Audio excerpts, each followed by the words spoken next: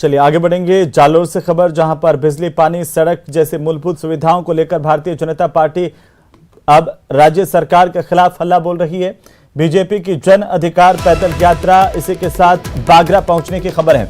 वहीं जन अधिकार यात्रा का आज चौथा दिन बताया जा रहा है, जहां ये यात्रा जिला मुख्यालय पहुंचेगी देर शाम तक। और कल जिला मुख्यालय जालोर में भारतीय जनता पार्टी की ओर से महापड़ाव का आह्वान किया गया है। बीजेपी की जन अधिकार पैदल यात्रा बागोरा तक पहुंच गई है और यहां से ये जिला मुख्यालय की तरफ बढ़ रही है। जानकारी के अनुसार आज देर शाम तक ये यात्रा जिला मुख्यालय पर पहुंच जाएगी, जहां कल भारतीय जनता पार्टी की ओर से महापड़ाव बुलाया गया है कई मांगों को लेकर के, जिसमें स्वच्छ पेयजल की मांग है, तो साथ ही साथ समय पर बिजली देने की मांग है, वहीं अच्छी सड़कों की मांग है।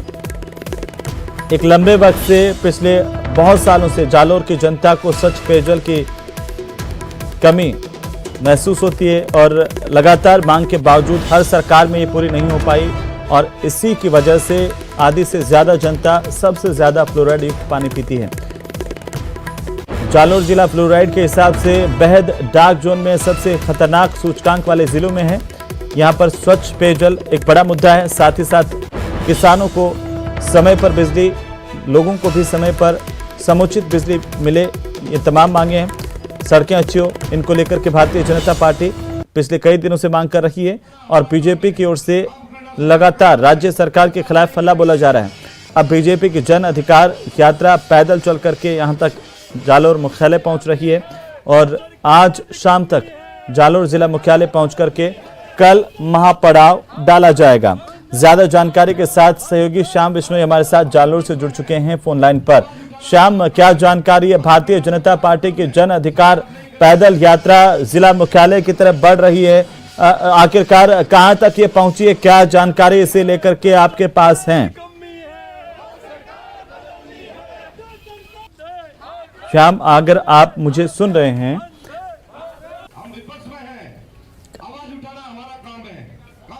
तो श्याम से जुड़ने की कोशिश करेंगे, लेकिन फिलहाल हम बता दें कि किस तरीके से बीजेपी की ओर से लगातार हल्ला बोला जा रहा है तमाम मुद्दों को लेकर के, जिसमें सड़क है, पानी और बिजली का मुद्दा है। हालांकि ये अलग बात है कि ना भाजपा की सरकार में ये मुद्दे हल हो पाए जालोर के लिए और ना ही कांग्रेस की सरकार में हल हो पाए। लंबे समय से ये मांग जालोर के लिए होती आई है। जब कांग्रेस की सरकार है तो बीजेपी करती है और बीजेपी की सरकार में कांग्रेस करती आई है, यानी कि फ्लोराइड युक्त पानी पीने के लिए जालोर की जनता सालों से मजबूर है। साथ ही साथ अच्छी सड़कों की राह भी जालोर के लोग सालों से देख रहे हैं, लेकिन सड़कें जालोर के इलाके में आज तक ठीक तरीके से नहीं बन पाई हैं और इन्हीं तमाम मुद्दों को लेकर के अब बीजेपी का हल्ला बोल है। बिजली की समस्या जालोर के लोगों के लिए नई नहीं है और तमाम मसलों को लेकर के बीजेपी हमलावर है। राज्य सरकार से इन सुविधाओं की मांग की जा रही है और इसी को लेकर के एक यात्रा पैदल चल करके भीनमाल से जालोर जिला मुख्यालय पहुंच रही है। ज्यादा जानकारी के साथ श्याम का एक बार फिर से रुक करेंगे। श्याम, क्या अपडेट है? कब तक ये यात्रा जिला मुख्यालय पहुंच जाएगी भारतीय जनता पार्टी की तरफ से?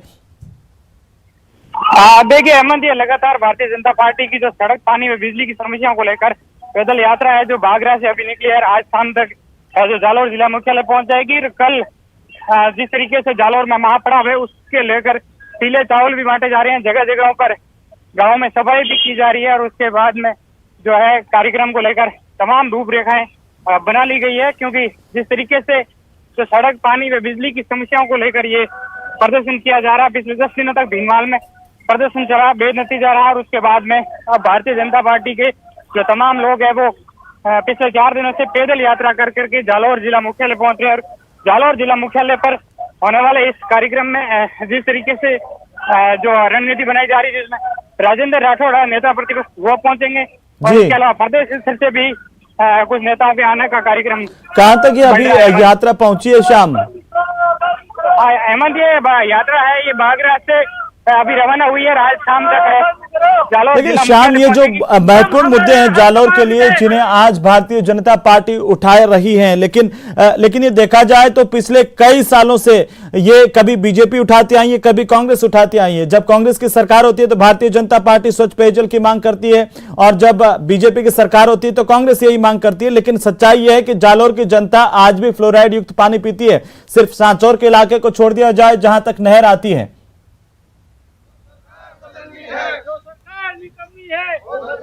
निश्चित तौर से हेमंत, जो मुख्य समस्या है वो नर्मदा के पानी की है, जो पिछले करीब 10 सालों पहले ये जालौर में नर्मदा आई थी, लेकिन हालात जस के तस है। ऐसे में इस तरीके की आंदोलन की रणनीति बनाई जा रही है। भारतीय जनता पार्टी के जिला अध्यक्ष के नेतृत्व में सैकड़ों की संख्या में जो जिला मुख्यालय कूच किया जा रहा है। मैं बात करूंगा जिला अध्यक्ष जी, लंबा संघर्ष और पैदल यात्रा क्या उद्देश्य है और सरकार क्यों नहीं मान रही? हमारे जालौर जिले की जो मूलभूत सुविधा है वो भी वर्तमान सरकार के 3.5 साल से ऊपर समय हो गया, अभी तक कहीं भी कोई ऐसा नहीं लग रहा है जिससे यहाँ की जनता कुछ माने। जालौर के साथ इतना भेदभाव हो रहा है कि शायद इस सरकार की लिस्ट में जालौर जिला है ही नहीं। आज पीने के पानी के लिए इतनी बुरी दशा है कि जिसकी हम कल्पना नहीं कर सकते, ऐसी स्थिति है। सड़कें पूरी टूटी हुई है, ज्यादातर अधिकांश ग्रामीण सड़कें और national highway, state highway, MDR सबके अंदर स्थिति खराब है। तो मैं आपको ये कहना चाहूंगा कि नेशनल हाईवे का तो हमारा कार्य शुरू हो गया है और नया रोड भी जल्दी बन जाएगा। हम ऐसा ही सहयोग राज्य सरकार से चाहते हैं कि वो भी अपने जो भी काम है वो जल्दी से जल्दी इस जिले में शुरू करे और जनता को राहत दे। अगर नहीं देंगे तो हमारा जो ये संघर्ष है ये अविलंब जारी रहेगा, निर्णायक मोड़ तक जारी रहेगा। कल का जो महापड़ाव है उसको लेकर क्या रणनीति, कौन कौन आ रहे हैं, किस तरीके की संख्या है? कल जालौर जिले के प्रत्येक गांव से पीड़ित जितने भी आमजन है वो धरना देने पहुंच रहे हैं जालौर, और हमारा नेतृत्व करेंगे आदरणीय प्रतिपक्ष उपनेता श्रीमान राजेंद्र सिंह जी राठौड़, और साथ में हमारे सांसद श्याम सरवण सिंह जी से पूछिए कि आखिरकार क्या वजह है कि जालौर के लोगों को, आपकी भी सरकार रही तब भी टूटी हुई सड़कें वैसी ही थी, तब भी फ्लोराइड युक्त पानी पीना पड़ता था, और कांग्रेस की सरकार है तब भी। क्या ये सिर्फ एक राजनीतिक मुद्दा रह गया आप लोगों के लिए?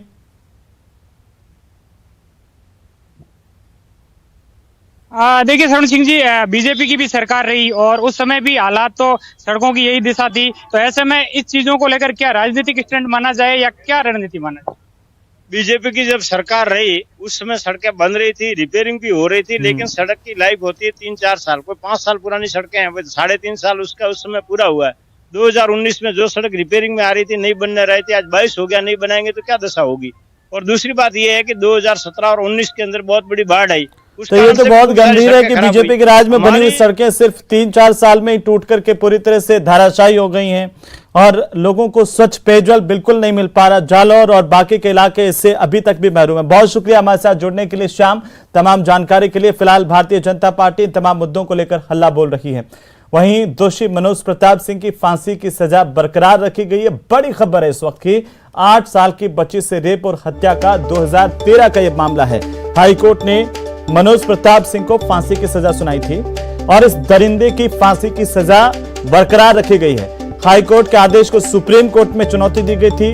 सुप्रीम कोर्ट ने हाईकोर्ट के आदेश को बरकरार रखा है। सुप्रीम कोर्ट ने सजा को बरकरार रखा है। बड़ी जानकारी इस वक्त की, मनोज प्रताप सिंह नाम का एक दरिंदा जिसको फांसी की सजा सुनाई गई थी, 8 साल की बच्ची के साथ इसने दरिंदगी की थी और वो सजा कोर्ट ने बरकरार रखी है। ज्यादा जानकारी के साथ हमारे सहयोगी सुशील हमारे साथ जुड़ चुके हैं। सुशील, क्या जानकारी, इस दरिंदे की सजा बरकरार रखी है कोर्ट ने, क्या कुछ कहा है?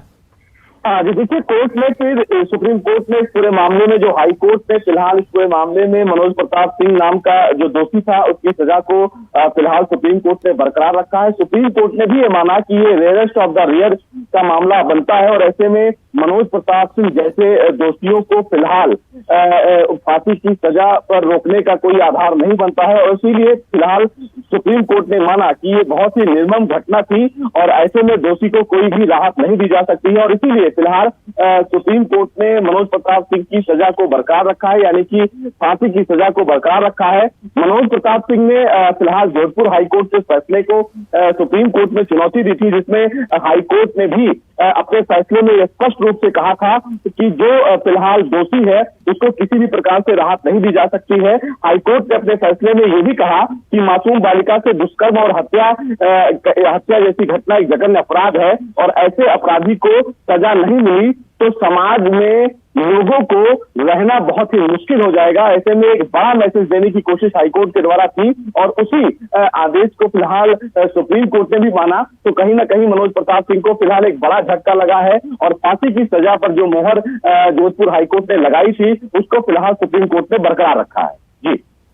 जी क्या दलीलें दी गई इसकी तरफ से, क्योंकि पहले हाईकोर्ट की तरफ से भी जो है इस पूरे मामले को लेकर के सुनवाई की गई, सजा को बरकरार रखा गया था और अब सुप्रीम कोर्ट ने इस पर मोहर लगा दी है, तो क्या यह भी माना जाए कि इस दरिंदे को जल्द से जल्द फांसी के फंदे तक पहुंचा दिया जाएगा?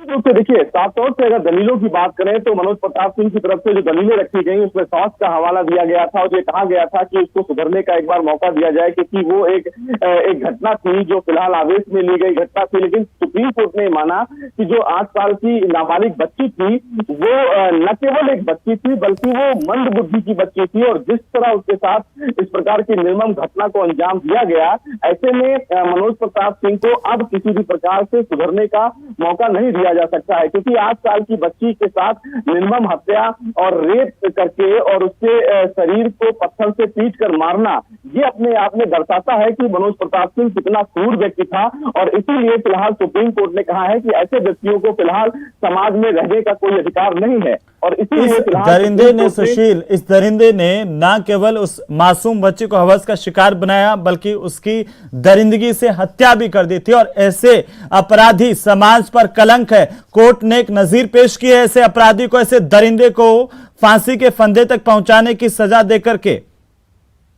साफ तौर से देखिए, जिस प्रकार की घटना हुई 2013 में, उस घटना से कहीं ना कहीं इलाके के लोगों के रोंगटे खड़े हो गए और 8 साल की बच्ची जो फिलहाल एक मजदूर के घर की रहने वाली थी उसको फिलहाल एक टॉफी देकर अगवा किया गया और उसके बाद उसके साथ गलत काम किया गया और उसके बाद उसकी हत्या की गई और लड़की जो थी जी। चलिए, बहुत शुक्रिया सुशील तमाम जानकारी के लिए।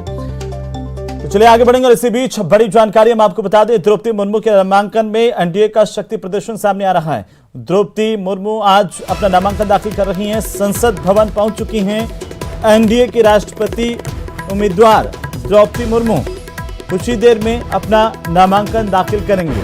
12:30 बजे का समय तय किया गया है।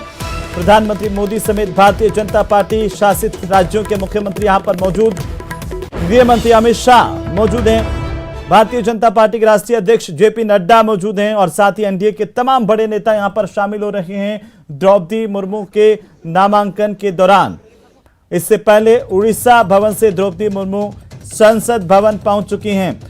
2 अलग अलग तस्वीरें हम आपको दिखा रहे हैं जहां पर द्रौपदी मुर्मू का काफिला पहुंच चुका है और यहां तमाम बड़े नेताओं की मौजूदगी। और ये तस्वीरें देखिए जो हम आपको दिखा रहे हैं आपकी टीवी स्क्रीन पर। द्रौपदी मुर्मू अब यहां पर पहुंच चुकी हैं और अब उनका नामांकन होगा। 12:30 बजे का समय है।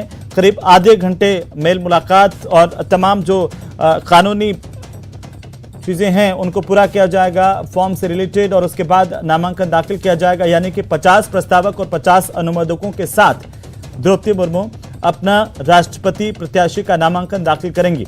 एनडीए की तरफ से द्रौपदी मुर्मू को राष्ट्रपति का प्रत्याशी बनाया गया चुनाव को लेकर के और इस दौरान वे नामांकन दाखिल करने के लिए संसद भवन पहुंच चुकी हैं। ये भी कहा जा रहा है कि एनडीए उनके नामांकन के मौके को एक शक्ति प्रदर्शन के तौर पर भी देख रहा है।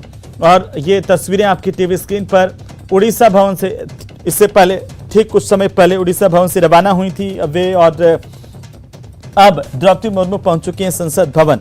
आपको बता दें कि देश के इतिहास में नीलम संजीव रेड्डी एकमात्र ऐसे राष्ट्रपति जो कि निर्विरोध चुने गए थे और साथ ही साथ डॉक्टर राजेंद्र प्रसाद जो पहले राष्ट्रपति थे वो 2 बार का कार्यकाल उनका रहा, बाकी चुनाव होता रहा। इस बार भी चुनाव होगा और उनके सामने विपक्ष के उम्मीदवार के तौर पर यशवंत सिन्हा अभी तक होंगे। उनके नामांकन को लेकर के अभी कोई जानकारी नहीं है, लेकिन ज्यादा जानकारी के साथ इस वक्त सहयोगी दिल्ली से शंकर आनंद हमारे साथ जुड़ चुके हैं। शंकर, क्या अपडेट है? और एक बड़ा मौका है न केवल एनडीए के लिए बल्कि पूरे देश के लिए कि पहली दफा एक आदिवासी महिला सर्वोच्च पद के लिए अपना नॉमिनेशन दाखिल कर रही हैं। निश्चित तौर पे देखिए, जिस तरह से द्रौपदी मुर्मू की अगर बात करें तो सबसे बड़ी बात है कि एक महिला है, महिला के साथ साथ वो एक आदिवासी बहुल क्षेत्र से आती हैं, ये खुद आदिवासी हैं, और उनके नाम का संबोधन जैसे ही हुआ राष्ट्रपति पद के लिए, निश्चित तौर पे एनडीए की तरफ से जैसे ही इस नाम का संबोधन होते के साथ ही, चाहे सत्ता हो या विपक्ष हो, हर कोई इनके नाम को लेकर एक कहा जा सकता है अपना समर्थन देता हुआ नजर आ रहा है। चाहे उसके बाद अगर बात कर ले, चाहे जेडीयू की बात कर ले या बीजेडी की बात कर ले, ये तमाम जो पार्टियां हैं वो खुल करके अब द्रौपदी मुर्मू का नाम का संबोधन अब कर रही हैं, उनके समर्थन में आप बात कर रहे हैं। और अभी 9 मिनट पहले द्रौपदी मुर्मू उड़ीसा भवन से निकली हैं और अब संसद भवन पहुंची हैं। संसद भवन जैसे ही पहुंची, उनका काफी गर्मजोशी के साथ उनका स्वागत किया गया संसद भवन में। संसद भवन में अब वो तमाम औपचारिकताएं पूरी की जा रही हैं, काफी औपचारिकताएं पूरी की जा रही हैं। 12:30 बजे उनके राष्ट्रपति पद के लिए उनका नामांकन होगा, और नामांकन के लिए खुद देश के प्रधानमंत्री नरेंद्र मोदी एक प्रस्तावक के तौर पे होंगे। उनके साथ साथ केंद्रीय गृह मंत्री अमित शाह साथ में होंगे, बीजेपी के राष्ट्रीय अध्यक्ष जेपी नड्डा उनके साथ में होंगे। और जिस तरह से अगर देखा जाए कि द्रौपदी मुर्मू का नाम जिस तरह से बकायदा सामने आया, द्रौपदी मुर्मू जिस तरह से बकायदा आज अपने उड़ीसा भवन से निकल रही थी, तो उस वक्त में काफी जो तमाम जो लोग हैं, तमाम लोगों का अभिवादन स्वीकार करते हुए जा रही थी। और बात कर रहे थे, हम यशवंत सिन्हा की बात कर रहे थे, तो यशवंत सिन्हा 27 जुलाई को वो नामांकन दाखिल करेंगे और 29 जुलाई तक वो नामांकन प्रक्रिया के लिए आखिरी तारीख मुकर्रर की गई है कि 29 तारीख तक नामांकन दाखिल किया जा सकता है। तो 27 तारीख को यशवंत सिन्हा अपने नामांकन दाखिल करेंगे। हालांकि अब इतना स्पष्ट हो चुका है कि एनडीए उम्मीदवार द्रौपदी मुर्मू का नाम लगभग तय हो चुका है देश के अगले राष्ट्रपति पद के लिए। तो एक तरह से कहा जा सकता है वो तमाम औपचारिकताएं और तमाम जो शंकर देखिए, बड़ा दिलचस्प इस बार का भी चुनाव है राष्ट्रपति को लेकर के। हालांकि देश में एक ही बार ऐसा हुआ जब निर्विरोध राष्ट्रपति का निर्वाचन हुआ, और अगर इस बार की हम बात करें, क्या इक्वेशन इस वक्त आपको नजर आ रही है पक्ष विपक्ष को लेकर के द्रौपदी मुर्मू और यशवंत सिन्हा में? देखिए, द्रौपदी मुर्मू के समर्थन में लगभग समर्थन जो पूर्ण तौर पर सामने आ चुका है। जो कुल मतों की जो आवश्यकता होती है वो लगभग अब पूरा हो चुका है। सिर्फ एक औपचारिकता मात्र जो है वो बाकी 57,300 है। यानी कि एक तरह से कहा जा सकता है कि जिस तरह से बीजू जनता दल ने जैसे ही समर्थन की घोषणा की और उसके बाद एनडीए का जो वोट वैल्यू है वो 5,63,000 तक पहुंच चुका है। यानी कि द्रौपदी मुर्मू की जीत जो है लगभग वो तय हो चुकी है। सिर्फ वो जो औपचारिकताएं होती है मतदान का, और मतदान के बाद जो रिजल्ट आने का जो औपचारिकता है, सिर्फ उन्हें उस बात का हम लोगों को इंतजार करना पड़ेगा। और 18 दलों के साथ में ही एनडीए के उम्मीदवार द्रौपदी मुर्मू को लगभग पूरा का पूरा पूर्ण समर्थन बहुमत जो है उनके पाला में आ चुका है। हालांकि अभी तक वीएसआर, बीएसपी और AIMIM जो है असदुद्दीन ओवैसी का, उसके तरफ से अभी तक कुछ घोषणा नहीं की गई है। और निश्चित तौर पे जिस तरह से एक ऐसी महिला का नाम चयन हुआ है जो खुद आदिवासी बहुल क्षेत्र की है, पिछले काफी समय से राजनीति में है, झारखंड की वो गवर्नर रह चुकी है, और इनकी जो बेदाग छवि है यही वो छवि है जिसकी वजह से एनडीए बहुत आसानी से वो बहुमत का जो आंकड़ा वो पार करने जा रहा है। और निश्चित तौर पे बिल्कुल शंकर, देश को भी एक उम्मीद थी कि 70 साल आजादी के और इससे ज्यादा का वक्त गुजरता हुआ कोई आदिवासी समुदाय से राष्ट्रपति होना चाहिए। वो उम्मीदें भी पूरी होती हुई यहाँ पर नजर आ रही हैं। और जिस तरीके से आप बता रहे हैं, सीधी तस्वीरें हम दिल्ली से दिखा रहे हैं अपने दर्शकों को। यहाँ पर द्रौपदी मुर्मू पहुंच चुकी हैं और 12:30 बजे अपना नामांकन दाखिल करेंगी। आपको बता दें कि 18 जुलाई को 15वें राष्ट्रपति के लिए मतदान होगा।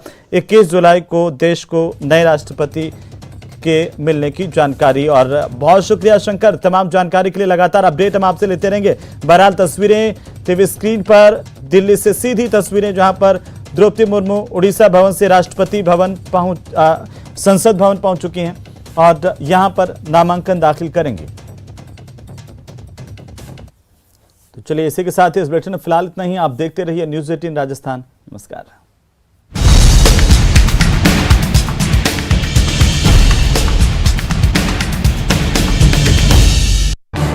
इस न्यूज हेडलाइंस के प्रायोजक पेट सफा